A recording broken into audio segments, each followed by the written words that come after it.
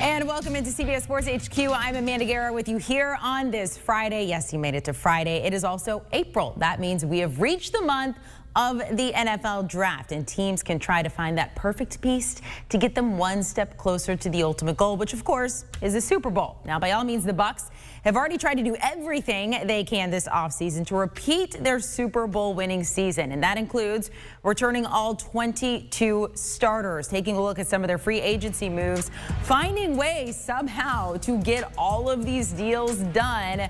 So who could they find at 32 and beyond that to add to their arsenal?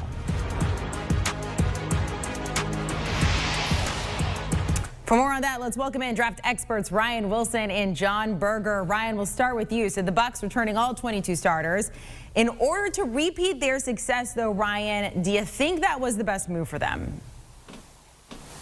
Yeah, absolutely. If it ain't broke, don't fix it. We heard Bruce Arians talk about it at the Super Bowl parade moments before Tom Brady threw the trophy from one boat to the next and had everyone frightened that he planned on bringing everyone back. He went down the line and pointed at that player and pointed at that player, said, "You're coming back," and it sounded like something you say in the middle of a celebratory Super Bowl parade. But at the end of the day, he actually pulled it off. The only player remaining unsigned is Antonio Brown, who was suspended for the early part of the season. We know that Tom Brady loves Antonio Brown. He was part of the reason he landed there. Actually had him live at his house for a while. But Antonio Brown got off to a slow start. It wasn't like he was the difference maker to that Super Bowl run. The team got hot the last 7-8 weeks of the season and went from there. But everyone is back. You see the list here, starting with Chris Godwin, who was franchised, Shaq Barrett, Levante David, all huge contributors at every stage of the offense and defense. I mean, it is exactly the same team we saw. Everyone's a year older, including Tom Brady, who's somehow 44.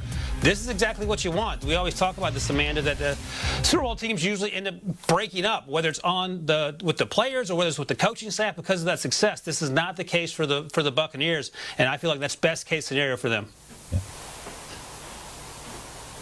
I think they've done an outstanding job. When you take, as Ryan pointed out, when you take this collection of players and you take their salary cap situation coming into this period of time, it was somewhere right around $30 million.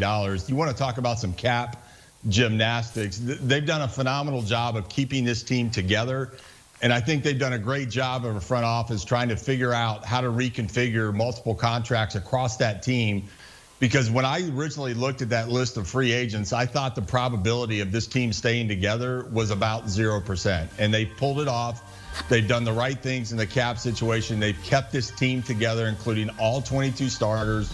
And Ryan mentioned it. If they can put this last piece together with Antonio Brown, I think it's going to be a remarkable offseason. They can look back on this and really feel good about what they've accomplished. Not only that, but going into the draft, it gives you a much clearer picture of what you need to go get done in that draft.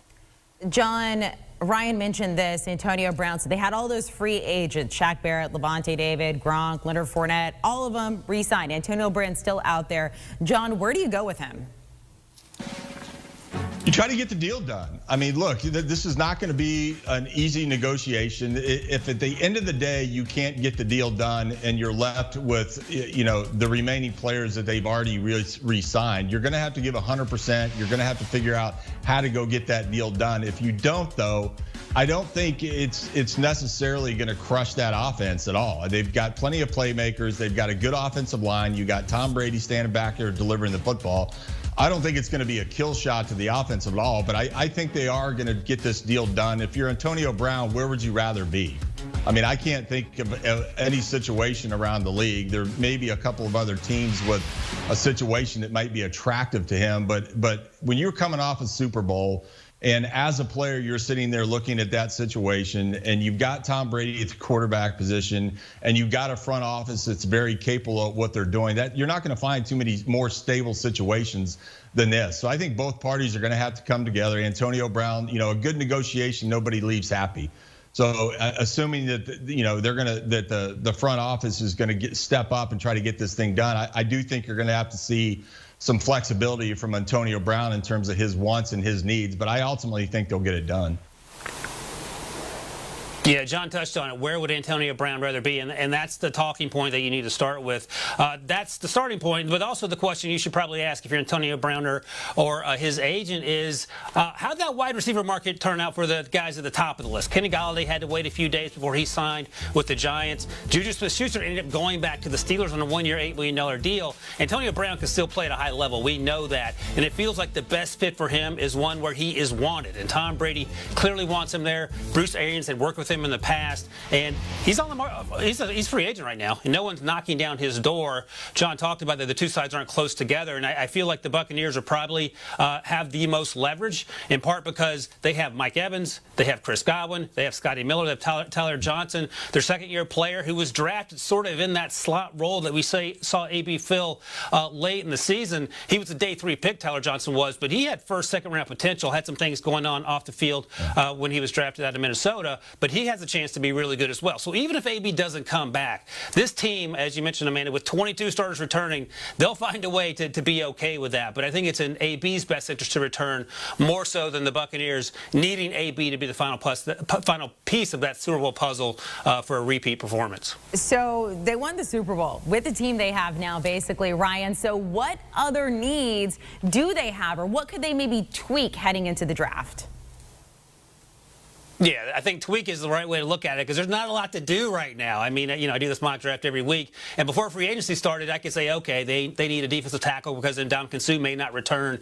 They need a running back because playoff Lenny is not going to come back. Well, all these guys are back. So here's the list: offensive tackle and probably more generally offensive line.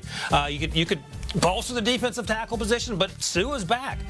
They have players there that are back. Vita Vea is healthy again. Running back, you can still target that position. Playoff Lenny's on a one-year deal. Shaq Barrett's returning as the edge rusher. Levante Davis back on a 2-year deal, but you might want to bolster that position next to Devin White. So there are positions you could target, but there are very few teams in the NFL, and maybe no teams in the NFL, that are in better situations heading into the draft than the Buccaneers, simply because they have every roster spot pretty much filled, and now you're just trying to fill in the depth behind them, and that's a great spot to be in when you're trying to repeat as a Super Bowl champion.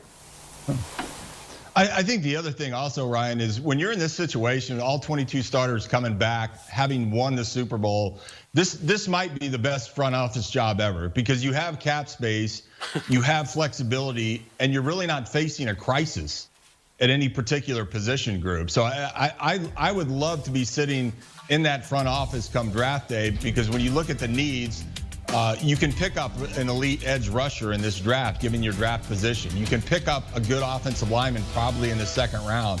And you have flexibility. There's plenty of linebackers in this draft. I just like the situation they're in because there is no particular crisis. There's not a glaring need at any position group that you absolutely have to shore up. So I think this is about being precise and being very targeted about what they do in the draft. And you got to feel good about the position they're in. You got to feel good about the cap space that they have available, both free agency and to build this team with 22 starters coming back. This is a great situation if you're a Tampa fan. I just think it's going to allow them some flexibility and they can be very precise about the type of guy they bring into that fold. All right, let's go into the war room. We're on the clock at 32. Maybe we all have matching hats like Bruce Arians or something like that. 32 comes up. So Ryan Wilson's last mock drafts has him taking Jalen Mayfield, offensive lineman. The week before that, Najee Harris. Maybe he will be there at 32. Who's to say? So John, we'll start with you here. What are some names that you would target at 32? You know, I worked up a collection of players, and I purposely stayed off looking at Ryan's list because I really wanted to get an outside-in kind of point of view. I think Zaven Collins, the linebacker out of Tulsa, I think he might be sitting there. I think Joe Tryon, the edge rusher out of Washington, I think both those kids, both those players may be available in that position in the first round. If you can pick up one of those players in the first round, I think you automatically improve your defense. And I think both of these players, based on the way they play and the way that I viewed the tape, both of these guys are playmakers. And I think they can make an immediate impact on that defense. I think you start thinking about down in the second round, I think you could pick up a James Hudson, the tackle out of Cincinnati. So I think in that second round, I think they can get this done. I think Collins may be sitting there. I think Tryon may be sitting there. And I think both those would be great picks for this defense. And it makes your team better coming out of that draft. I think they could be available, and I think that would be a good pickup for them.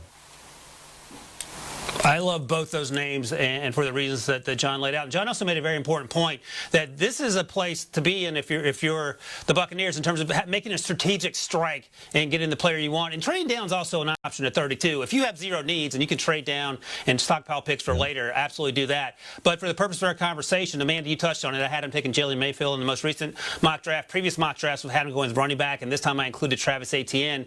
Jalen Mayfield plays right tackle at Michigan, but he can kick inside. You have Tristan Wirfs, and he ain't getting replaced anytime soon. Their first-round pick from a year ago. Donovan Smith's back on a one-year deal on the left side, and you could have Jalen Mayfield kick inside to guard if that's what you want to do. So then you have something that you're working with in terms of not only depth, but a guy who can step in right away, be opposite Ali Marpet at guard, and you could have a dominant offensive line, which is exactly what you need for Tom Brady's purposes. And then in a year or two, you can have Jalen Mayfield kick outside if that's what you intend for him to do. And then or go running back. If Leonard Fournette isn't going to be the long-term answer and he's on that one-year deal and you're not crazy about Ronald Jones or Keyshawn Vaughn, it makes sense to take a running back, someone like Travis Etienne, who clearly can run the ball at an extremely high level. He's arguably one of the best running backs in this draft class. I like Najee Harris an inch more, but he can also catch the ball coming out of the backfield. And we know from his years in New England, Tom Brady loves throwing to his running backs, not only as dump-offs, but as part of the offense. And Travis Etienne can be a centerpiece of an offense in Tampa Bay that even includes the Chris Godwins of the world, the Mike Evans of the world, making that offense even more dangerous. And it's going to be more dangerous anyway, because we sort of forget about this. It takes a while to sort of get Bruce Arians' offense in your brain. Tom Brady, it finally clicked and felt like week 10. So they're only going to be better next year with everyone coming back, having been in that offense for a year, starting with Tom Brady. Okay, guys. Being a first-round draft pick, it's lovely, it's nice, it's great. We all know the GOAT was not drafted in the first round. The 6th round, 199th overall. That is where we found Tom Brady. Ryan Wilson, what star power could the Bucs find in rounds 2 through 7? All right, let's go through the list. I made the list, Amanda. I got to check it so I get everything name right. So I started with Milton Williams in round 2. He's a defensive tackle out of Louisiana Tech. He's been flying up draft boards, as we like to say this time of year, but he had a really good 2020 season.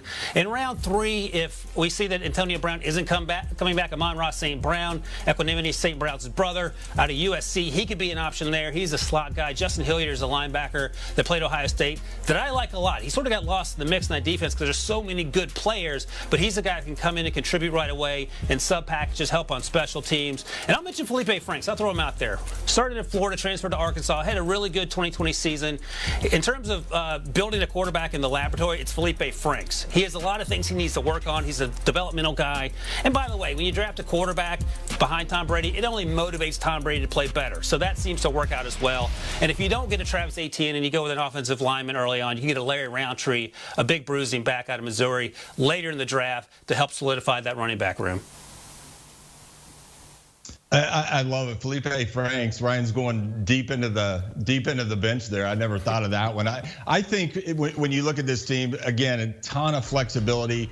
I look at this and I think you go in the 2nd round, assuming that they can pick up a Collins or a Tryon or even Etienne, as Ryan mentioned. I think you go in the 2nd round. I think you go get Hudson, the offensive tackle out of Cincinnati.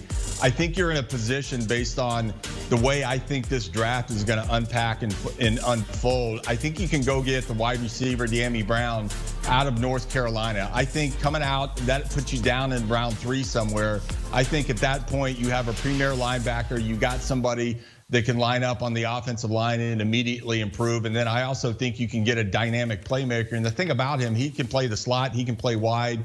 He's got enough speed and athleticism, enough quickness. And Ryan, you know, in this offense, it's all about flexibility, and they want utility guys that can line up in different areas, different positions, make plays, make a contribution on special teams. So I think they could get that done in the first 3 rounds, and they add Brown, the wide receiver out of North Carolina, which gives you a lot of flexibility.